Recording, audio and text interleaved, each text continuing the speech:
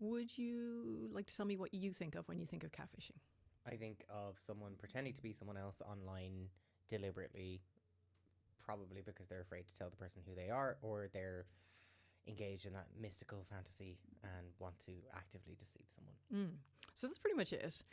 The understanding, if you ask a lot of people what catfishing is, it actually varies quite a lot. So a lot of people will talk about it like that it is someone who either steals somebody else's identity and pretends to be them. So there's a little bit of identity theft aspect to it sometimes, or creates a completely fake identity and uses that as their own. The whole purpose of it is to trick somebody else into developing an online relationship, right? So it's distinct from impersonation, because that is just taking somebody else's ID. So a big characteristic of catfish relationships is that lack of any in-person interaction.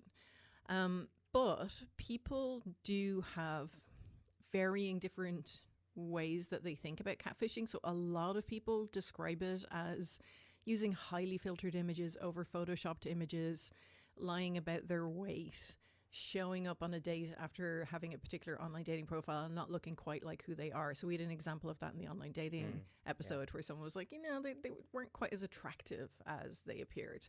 No, it was what they had presented online was not what was advertised. Yeah, I know. I was trying not to use that language again. But it's not that's not really it. That's sometimes described as kitten fishing, where you kind of maybe are deceptive about some aspects of who you are, but you're still fundamentally the same person, just with a wider amount of variation than would be socially acceptable. Catfishing, though, is that creating a very distinct identity, completely separate from your own.